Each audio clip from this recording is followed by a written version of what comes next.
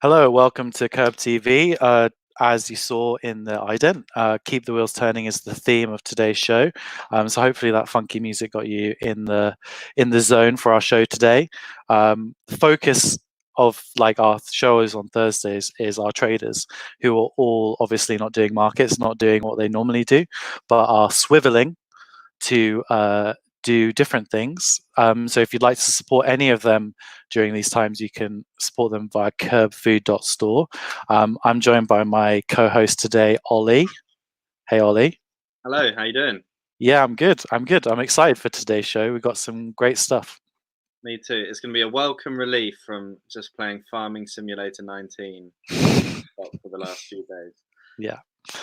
So we have a lockdown lunch with Nigel from Hanoi Kitchen later in the show, but we're going to start off with a exclusive tour of Square Root Soda Factory in sunny Leyton, and I'll hand it over to you, Ollie.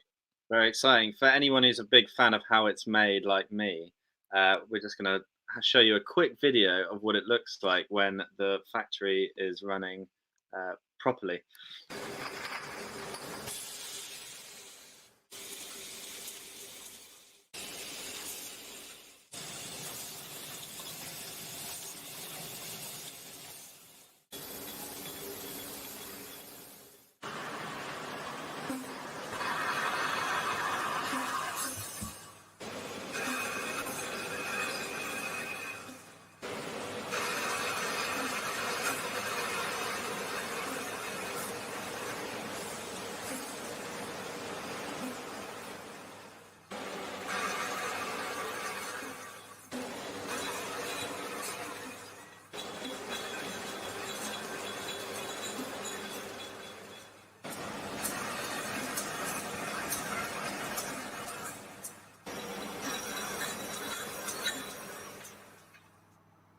I've literally wanted to just spend my whole day watching that and just live stream just a video of that.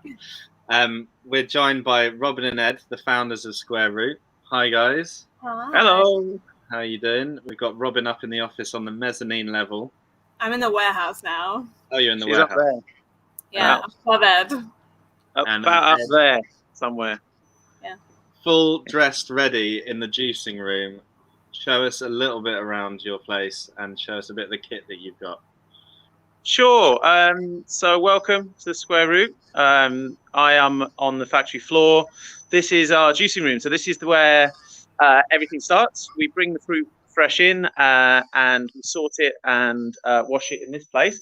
This is our fruit washing machine. It can process about 3 tons an hour. So anything from lemons, oranges, ginger, rhubarb, berries, goes on in through here. It gets tumbled around as it gets jetted with water, and then it gets dropped off out of the rinser straight down the chute and caught in kind of like a big bucket. We then chuck them into these fruit processing mills. So these are basically like food grade tree shredders that chop up the fruit into really small pieces. This is for things like ginger, works really well. We use these, which are hydro presses. These are the sorts of presses that you find in small wineries. It's a very gentle pressing method. It uses this big bladder in the middle that inflates with water, and that crushes the fruit and presses all the juice out. We collect it, we sieve it using a filter pump, and it goes straight into one of these tanks here to be cold stored. These are actually the original fermenters from Beavertown Brewery back in the day, which we bought. And they used to store the fruit juice below 5 degrees, so it's like holding it in a giant fridge. Once the drink is then ready to be bottled, we mix it up. And this one, which is a bit bigger, this tank is about 3,000 litres. We batch up the drink, chill it down overnight to about 3 degrees, and then it moves through into the next room, which is kind of one of the cool things here. So let me get this straight. You used to do all of this by hand. You just opened this new warehouse, this new factory. So we were based in Hackney for 6 years, and I mean, we still do everything in this room is still very much by. A lot of it is by hand, basically. Still, we have to sort and process all of the fruit. It's still a very, very manual process. This room in the future, we will want to get some more automation to be able to handle like more fruit at once. But it's a bit of a step up from the house kitchen and a bit of a step up even from the original Square Root Soda Works. Like it's yes, it's been huge. It was like last summer was incredible. We were just ready to go, you know. So yeah. So you make all the fruit juice in that room, and then presumably there's some way of transporting it into the bottling room. Yeah, so we'll go over to where the pump is in a second. Basically, it gets transferred using what's called a diaphragm pump, which very gently moves it. It kind of pumps it under pressure into the carbonator. This is the steam boiler. So this powers our pasteurizer, which you'll find out about a bit later. You'll just have to excuse me while I swing past this way. This machine is pretty cool. This is our deaeration machine. So we treat the water that comes into the Square Root Soda Works under a vacuum. And so the vacuum strips out all of the oxygen that's in the water. Water is not good for drink shelf life, basically. So the oxygen is not. So it's important that we get the water right. So we get all of the water that's going into the drinks through that process, which strips out the oxygen. And then the drink gets pumped into this part of the factory. This is our carbonator. So this machine is what introduces the fizz. So the drinks get pushed into the tank. It's like a giant. I'm trying to show you. It's like a shower inside a tube. So and as the drink falls through the chamber, it picks up the fizz. So by the time it gets to the bottom, you've got a fizzy top. This is the decal. So this machine allows us to take entire sheets of bottles off the pallet at a time. So previously we used to have to do them one at a time, bottle by bottle. Put them onto the conveyor. They get fed through into this filling machine. Now the filler is currently on a CIP. It cleans itself. So it's currently going around on a CIP cycle. This is the rinser. This is a 12-pad rinser. This is where high pressure water sprays the bottle to rinse out any bits. This is the filling section. We can have a little peek over the top. So the filler does what's called isobaric filling. It pressurizes the bottle. And if you imagine trying to pour a fizzy liquid into a bottle, it would just foam everywhere. So if you do it under pressure, it basically means that you can get very little foam, which is the foam on top, and get a really nice clean fill, consistent level. The filler does that. And then this is our capper. So the caps are loaded into the chute above. They get sorted so they're all the right direction. They get fired down the chute here and then crimped onto the bottles as they go through. So by the point you've got to here, your bottle's got rinsed, filled, capped, and then it goes through into this machine, which is our pasteurizer. So this is great because it means we don't have to use any preservatives to keep our drinks, so that they can live in your fridge, they can live in your house, and there's no problem at all. These basically get it's quite hard. I almost fell over. This processes about 3,000 bottles an hour. So they go through the conveyor and they go through 6 different temperature zones. So in the middle here, where it's hottest, you're getting up to 70 degrees. The drinks are getting basically showered with hot water. So they start off cold, warmer, hottest, and then they get cooled back down again. And this machine's amazing because it's really energy efficient. So it uses the cold bottles going in, recycles all of the water to cool down the bottles coming out. So if we go around the back of the machine, you can see all of the pump system that's redirecting all of that water. So the computer automatically grabs water from different zones, redirects it so that it's always getting the right temperature in each section, so that we're getting a really nice, even, consistent pasteurization. Would you say that's the biggest game changer in terms of a machine that you've got now? We used to. I mean, actually, I'll show you the old filler. We've still got the old bottle filler. I mean, we've kept this. If anyone wants to buy a filling machine, let us know. This is amazing. This is a 1961 Sites Tirax filling machine. It's a 12-head filler. It does the same thing as the big one over there, but you have to load the bottles on manually, take them off manually, cap them, and then we used to load them into crates and then dunk them in a giant bath of hot water to achieve the same thing. So it meant that every single bottle had to physically get lifted in, which was just so much work. It's crazy. I mean, it's still a lot of work, but it takes that kind of backbreaking part out of the job. Like, it makes all the really heavy lifting is done for you by the machines, which is amazing. Where are we now? Then the bottles come down here. They're relatively cool as they've come out. This machine sort of looks a bit like an octopus. This is an air blade. So high pressure air blows at the bottle, and it removes all of the water that can get trapped under the caps. And that's important because if there's little droplets of moisture on the cap, that can obviously rust or corrode, or it's just not good. We want to get it all off before it goes through. The bottles then come down the conveyor. This machine here prints the dates on. So this is an inkjet date coder. It sprays them on as they come past. And then the last machine before they get packed is our labeler. So I think in the video you probably saw it running. This is currently set up for our Artemisia tonic water, which is what we were making last. And the bottles come through here. They get grabbed by the rollers. This section here deploys a body label, and this section here deploys a neck label. And there's quite a cool feature, which is we have this little infrared sensor, and this picks up the position of the bottle cap. On our sodas, we have these really cool ring pulls, and it's nice that when you see them, they all face the same direction. So the little sensor actually picks up the position of the cap, so it means that when it puts the label on, the bottles all face the same direction, which is cute. So, I mean, that's the whole journey of a bottle from juice to yeah, the last bit, it goes into this machine here. This is our taping machine. So we load up the bottles by hand into the crates. They come out on this table. We box them up, and they fly down the chute, and then they head upstairs to where Robyn is, which, as you can see, she's surrounded by bottles. Yeah, it's quite full. Whoa! We've been very busy. So that's all the current stock, which you can buy online right now. Am I right? In this format. Look at that. These are the doorstep boxes that we just launched this week. Amazing. So, I mean, it's almost like an overwhelming production journey that goes through there. Is it the same thing with like how you tackle any big project where you do it one bit at a time? So you're like, okay, how do we find something to like cap the bottles, and then you go like, okay, we need a capper, and then you work out where it sits in the production thing. Because is this like a unique machine for your setup? Parts of it are unique, but a lot of it's just very similar to what you'd see in like a similar sized beer brewery. But what we did when we worked with the people that we bought it from is tailoring it to the space that we operate in.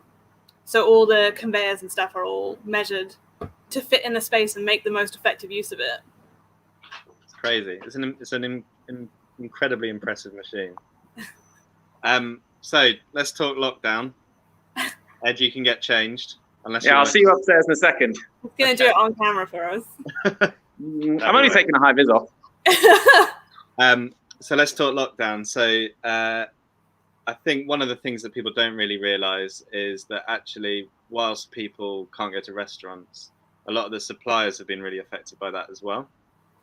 Yeah. So you supply a ton of restaurants. You supply all Brewdog bars and all that kind of stuff. Presumably, you've been just as affected as anyone who's had to shut down their restaurant.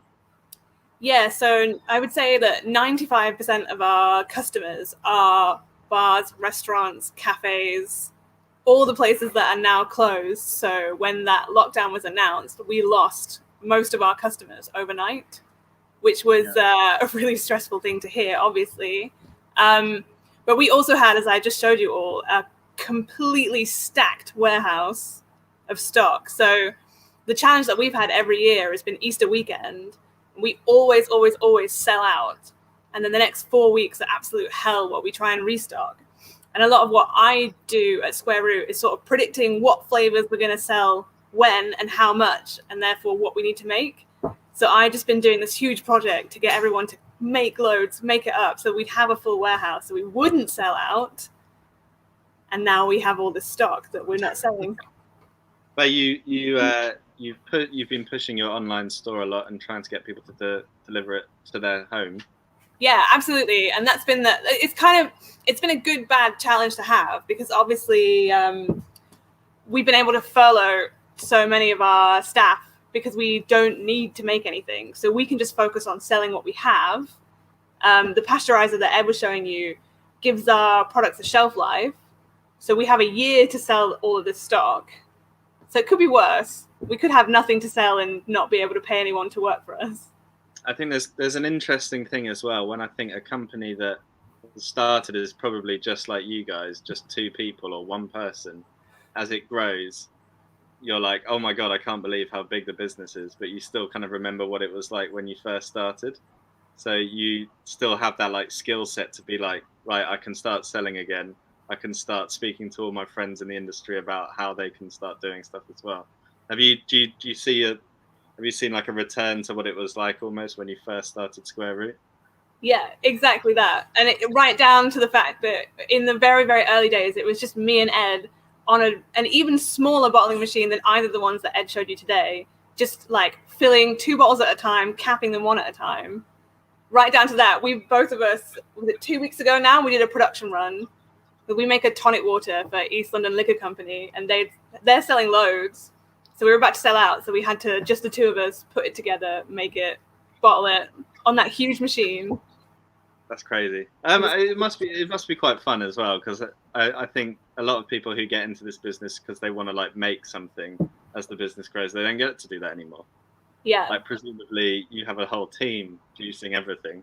So I don't actually know how you make tonic water. How do you make tonic water? That's a good question. That one doesn't have any juice in it, so it was quite easy to make. But yeah, normally we have 8 people that work making the drinks and packaging the drinks. And then we have a whole team of people in the office taking orders, managing the orders, someone managing the warehouse. And then Ed and I have just spent the last 2 years focusing on like big picture stuff. The main project obviously been building this place. Yeah. Now it's like gone full circle again. It's just the 2 of us doing everything. Yeah, we're tracking your online store orders. Yeah. Here. One of the things I think, if you're one of the people that buy your drinks, one of the things that's really nice is that every Christmas you get your whole team to make their own unique soda. Yeah. So some of the highlights that I've had in the last few years have been stuff like a whiskey mac soda. That was delicious. That one was actually a nice one, yeah. That was a good one. The clementine, I think it was clementine one. That was really good. Yeah. I can't remember who did that one. Ed's one. Ed's one. Yep. The Christmas tree one. That was me. That was close. That was delicious. Pine. I mean, it's subjective, you know. Can you tell us about like some of the flavors that have gone through there that you've been like, wow, that's actually really good. Maybe we'll put that onto regular production, or have you even done that?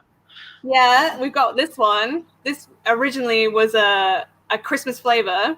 So this is the non-alcoholic Negroni Spritz that we make. And it started life out as Lottie, who used to work in production and now does our bar and restaurant sales.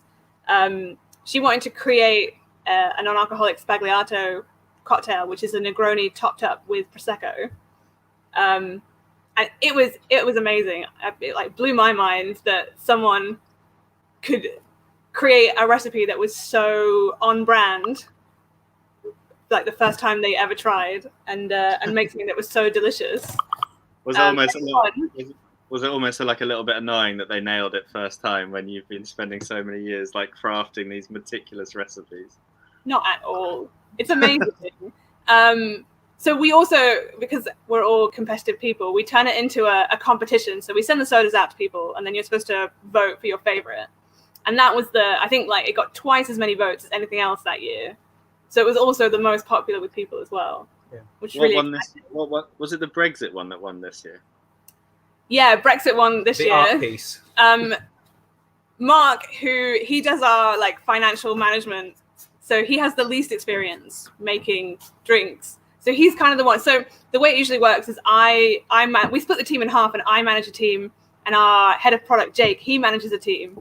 And every year we always argue over who gets Mark and who gets Ed, because they're the most amount of work to get a finished product. Look, I ready nailed to mine. pack. In 2 days, I nailed mine this time. This year was an exception. I was on it. What was this year, Ed?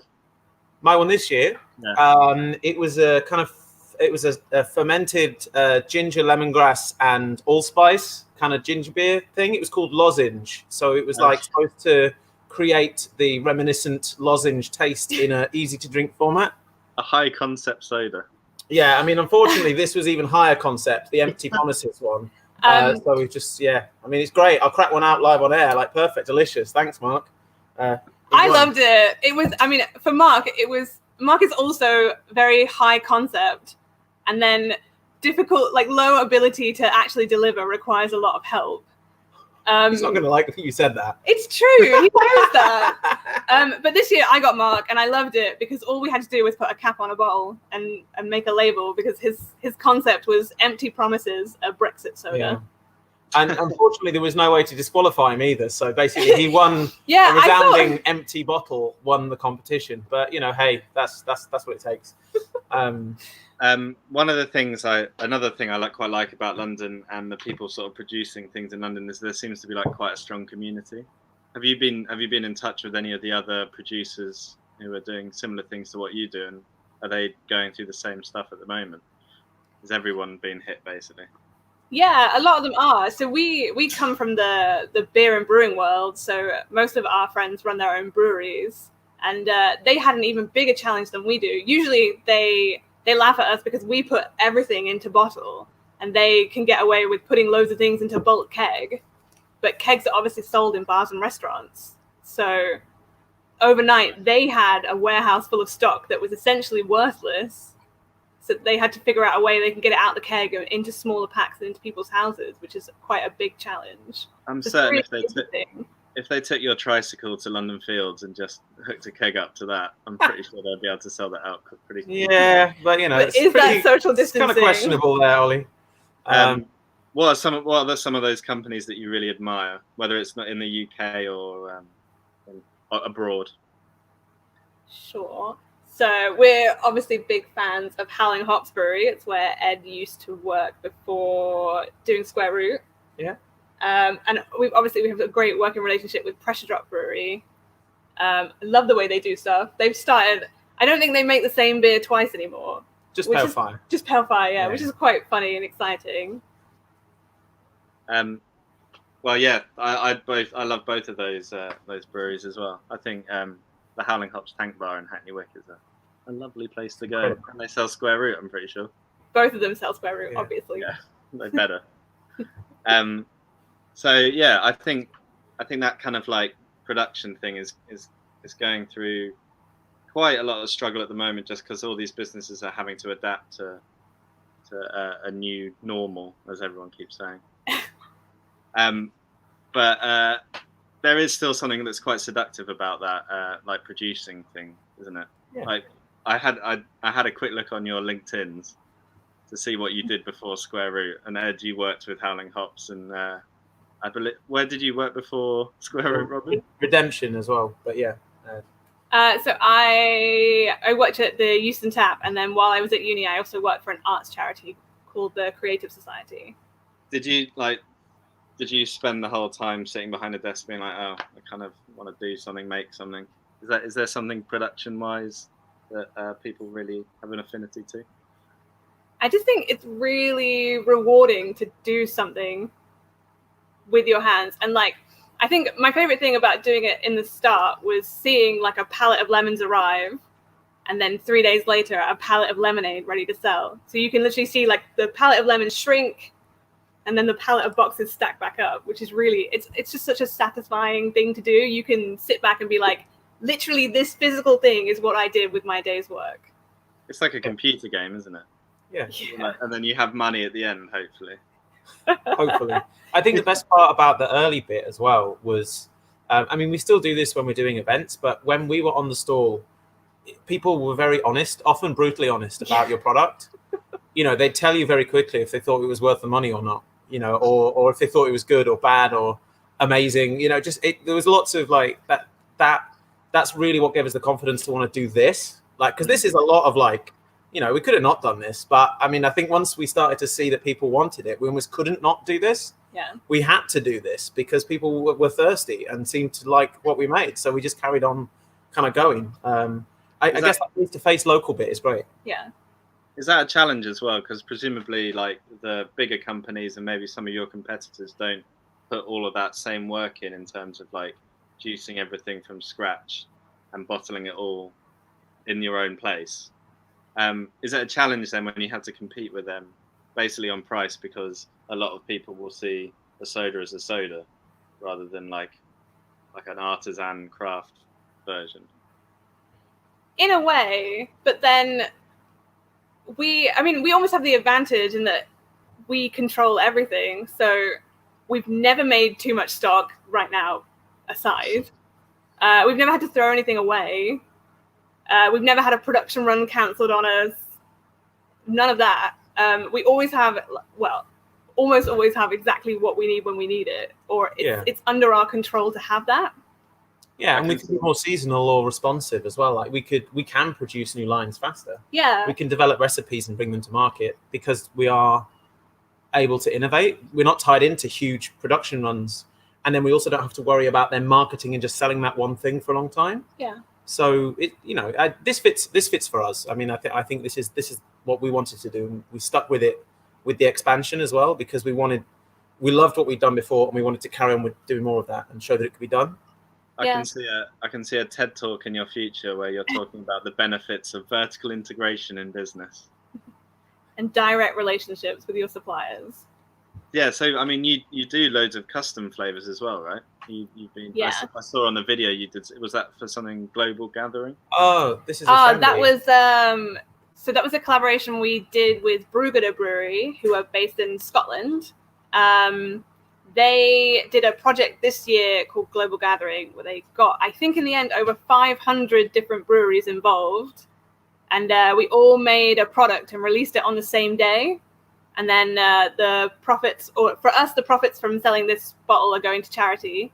But the aim was for each brewery involved to raise a minimum of £500 to help bring clean water projects to life in Malawi, which is really exciting. That's what Brewgooder are all about, clean water. Have you thought about moving up to Scotland where water's free? Then that cuts down we can dig down, Ollie. There's always a borehole, you know. You just stick a hose in the canal and just pipe it in. I'm not. We're not doing that. Anyway, it's not a canal there. It's what is it? It's like just a big storm drain, basically. That's even worse, isn't it? That could be a Christmas soda though. Canal water. Storm drain. Hackney's finest. So if you're a big restaurant company who wanted to get their own custom soda, how would they go about it? Would they just speak to you, or do you have to like them? Generally, we tend to work with people that we already have a working relationship with, because they have to show an interest in Square Root. Otherwise, I mean, we have still a limited amount of time to make drinks. And a custom flavor obviously takes up a day of our production every single time. But that's quite a lot of what I do, actually. And I tend to look for an interesting brief. And I mean, just something that I would find exciting or interesting. Yeah. So it's a bit subjective. So basically, make friends with Robyn. Your own custom soda. Buy me gifts. Yeah, exactly. Bribe or me. Buy loads of soda online. Yeah, that'll get my attention. It's a good time right now, you know. So what have you just launched? You're launching it yesterday or today? So we launched this week, and the first deliveries are today for Doorstep Fizzy Pop. Yeah. And how would someone go about getting that? So they need to go to squarerootsoda.co.uk/subscribe, and then you enter your postcode. And if you are a lucky person in East London, it will accept your postcode. And then you just need to choose what kind of pack you want, sort the subscription out, and then every week or every fortnight or every month, we deliver you a little box of your favorite mix of soda. Pretty good. And they're all delivered by bicycle. And they're all delivered by electric bicycle, and £1 from every pack sold is going to the Drinks Trust. Yeah. Amazing. Well, thank you so much for joining us. Thanks for having No me. worries. It's been really cool to show you around, and thanks for watching. Yeah. I know you love talking about your factory and all the machines inside. So yeah. Well, non-stop Fizzy I Pop. could facilitate that for you. Thanks, Ollie. Thanks. All right. See you guys soon. See you Take care. Have a great one. Bye. So I'm going to bring Jack back in because Jack has something brewing for lunch, I believe. Yeah, we do. We have the amazing Nigel from Hanoi Kitchen, who's going to make us a chicken noodle salad, and he's going to also tell us how to pronounce it properly because I'm not 100% sure. we've kind of increased the production values. We've got multiple cameras. Yeah. It's going to be really fun to do. So let's get that ready. I believe we're just waiting on Nigel to pick up his phone so we can see what he's doing. What do I do? Am I on? Yeah, you're on, Nigel. Okay. With multiple cameras. Yeah. So anyone who's interested in cooking this dish at home, all of the ingredients for this are in the YouTube comments below. There's quite a lot of ingredients and different things, but we thought it might be something quite fun that people can kind of get stuck into, or maybe just do like different little elements of the dish. So Nigel, what are you cooking for us? And over to you. So we're gonna cook our chicken noodle salad. So our bun. We do it on the markets with either pulled pork, chicken, or tofu. Chicken is the bun ga, and I'm going to take you through everything you'll need. Which camera am I on? You're on the one by the table, so you can. Let's say this one. Yeah, exactly. All right, so you can do this. You can add in anything you want, really, what you've got in your cupboard. But basis is rice noodles, vermicelli rice noodles, and they get different sizes. We use the 1.2 millimeter, and to cook these, it says on the back packet instructions, but I normally just get a pot of boiling water ready, and once it's boiling, you just put the noodles in, and then turn off the heat, and they'll cook for 10 minutes. You don't have to think about them. But maybe set an alarm, because many noodles have been overcooked in the years doing this. Then the other things, the basis for the salad. So we're going to do a pickled carrot. We've got lettuce, cucumber, some garnishes, and shallots and peanuts. Okay. So lots of different flavors and textures going on. Yeah, crunchy, sour, sweet, all works together. Cool. So I'll quickly do the quick pickle. You do this just before you're doing it, about 15 minutes to pickle it. So peel a carrot, half it, then we're going to just julienne it. So finely slice.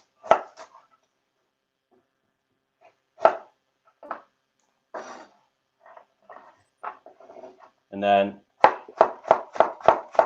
just chop into little matchsticks. Okay. So you're using cucumber and carrot. Are there any other vegetables that work with it as well? You can daikon is a big one, radish, the large white radish. But you could use literally anything. We've got in our kitchen right now, I've got other radish I could put in. You could use any lettuce or vegetable you want. Just mix it up. Something that just sucks up all of that and gives that crunchiness to the dish. Yeah, exactly. Cool. So how have you been finding lockdown so far? Lockdown it goes slow but fast. There's lots of things to do. The days disappear, but I don't know. I don't know what I've done. I'm trying to keep myself busy by doing a lot of gardening, doing lots of cooking. I've just recently redone the kitchen. Nice, perfect timing. I know, things I didn't have time to do before. So with the carrot, as they've been julienned, we've got 2 tablespoons of sugar and 1 tablespoon of salt. Put that in there. Some vinegar. And then a bit of hot water. Not too hot though. Just to dissolve the sugar and the salt. Then you can leave those for 20 minutes. So then we're going to prep the bowls. So you could use any lettuce. I've got this baby gem. I'd go rustic. Just if you don't have the knife skills, there's no point in trying to chop really fine. But you just chop it however you want. I'm going to make 2 bowls today.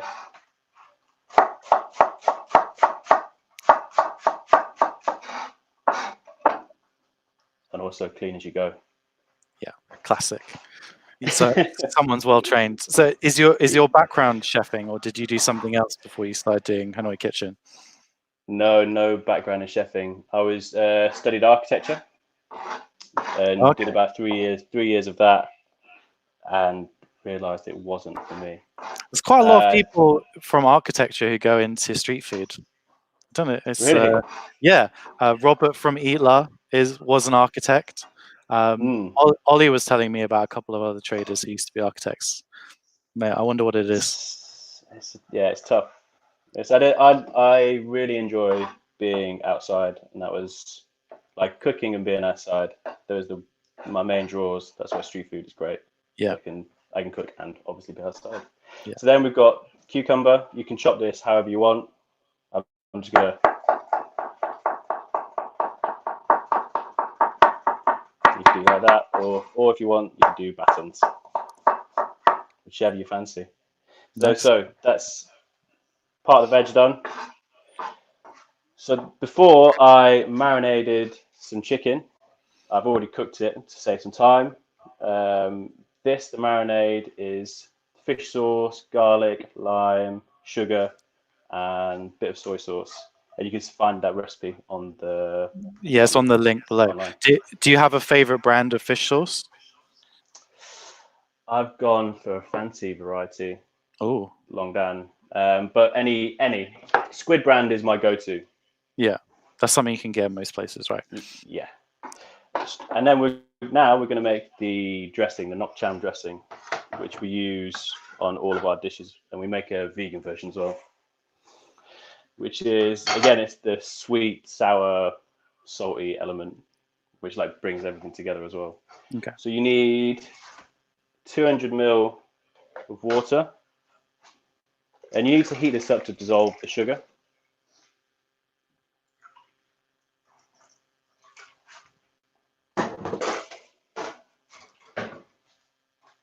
So this is on the heat. And is this a specific type of sugar or just any type of sugar? Any. I add demerara in today, so I'm going to use that. Nice. So sugar's in there, fish sauce. It's on this recipe. It's 50 ml. I'm going to eye it out.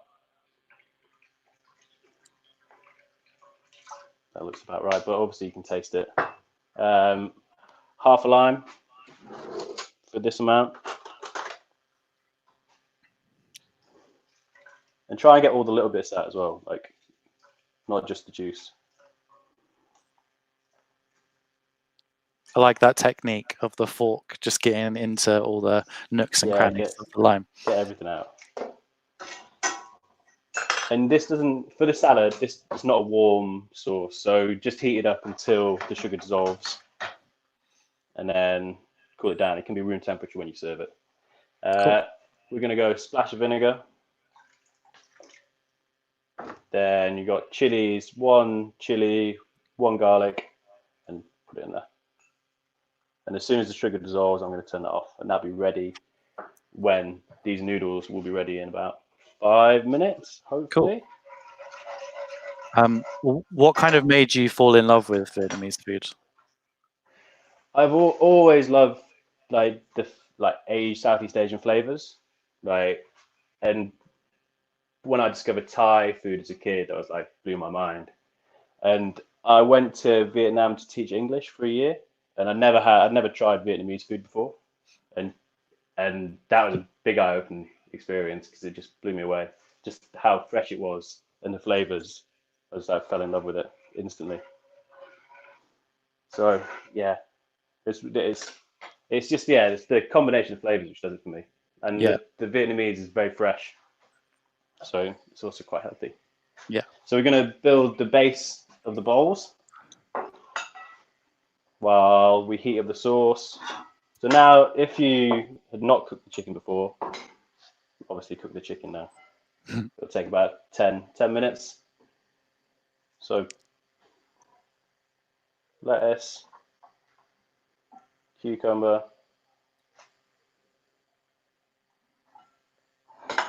and then check your noodles. Yeah.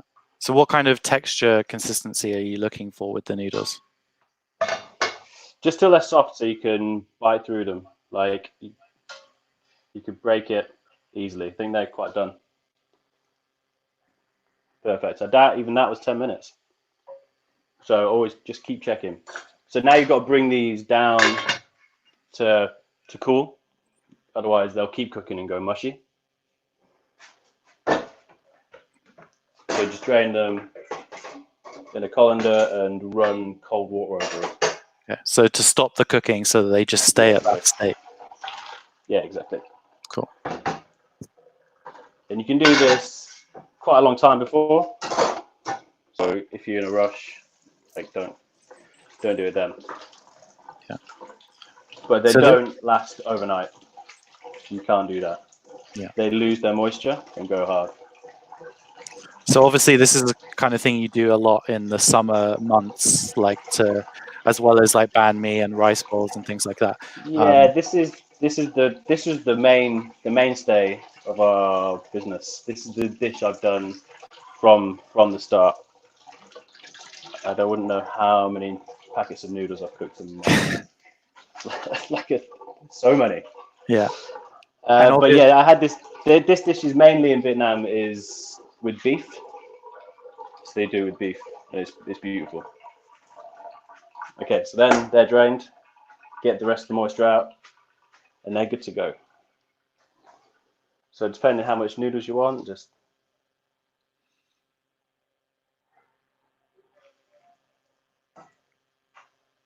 And you didn't put any salt or anything in the water, so it's just the dressing that you made that is going to go over the noodles. That's going to kind of flavor it and season it.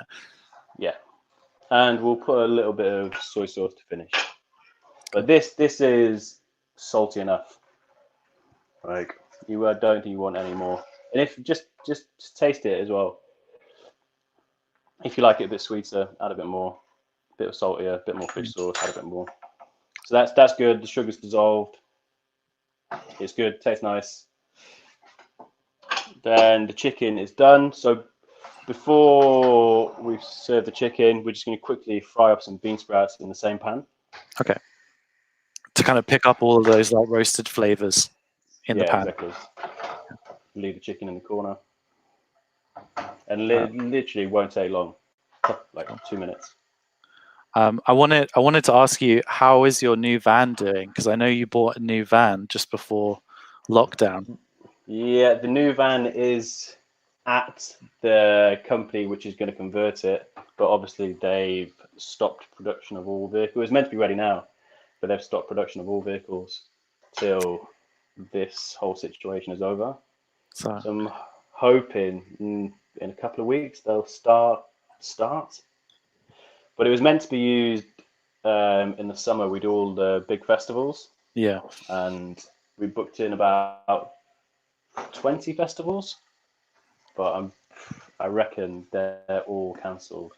So we're just looking at what to do with the van at the minute. So add a bit of soy sauce to the bean sprouts while they fry. And then you can get your toppings ready, more of them. So if you want any fresh chili, you can chop that up. And are you looking forward to coming back onto markets when they hopefully be back soon? Yeah, I can't wait. Yeah. Like this is what spring and summer, this is why being a street food trader is amazing. Yeah. To be outside in this weather, be cooking for people now is why you do it. To be stood outside when it's 2 degrees, pissing it down in the winter is not great. You suffer through. Yeah, and it was just on the verge of that time when and you can feel it on the market because everyone's vibe and energy and kind of enthusiasm they can't hide it, like it's just everywhere. And I'm hoping that we can find some way to like translate that into whatever the new kind of normal is when we get back. Yeah, I think people will be excited to get back out to do stuff again, and yeah, I'm really looking forward to it. So we've got the chicken is ready, so I'll just roughly chop that.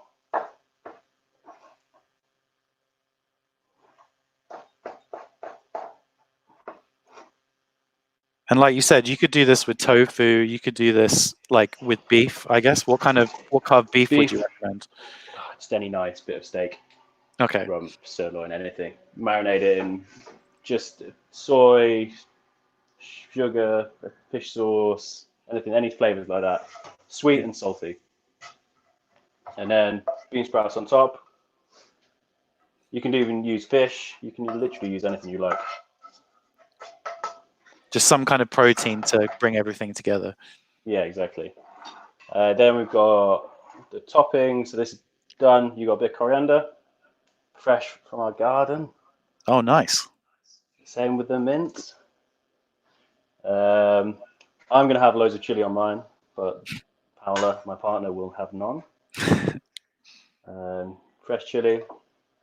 Then we've got the Nuoc Cham sauce, which is still quite hot now, but room temperature fine. This will also keep for a week in the fridge, so you can make it for many things.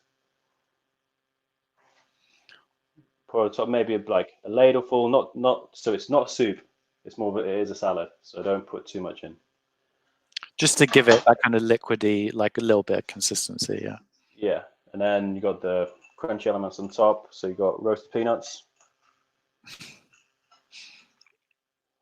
and fried shallots. And a little bit of lime if there's none in there. And that is pretty much it. And then obviously you can add hoisin or sriracha on top to give it another flavor. Yeah, I mean, the chicken obviously you kind of prepped a bit earlier before, but actually you cooked this so quickly. Like, it's just a quick pickle, and then you can use a lot of the ingredients like over the following week. Yeah, and you can make different varieties. You can keep a few things as well. I think that. I think Robyn from Square Root is saying that she's hungry, and that she also lives 5 minutes away from you. So maybe you can do a swap. I would love that. Some soda for some noodles. That's okay. Great. Can you just show it towards the camera and maybe have a bite? Have a bite. Yeah. Maybe some chopsticks. Mix it around. I'm so hungry. It looks so good.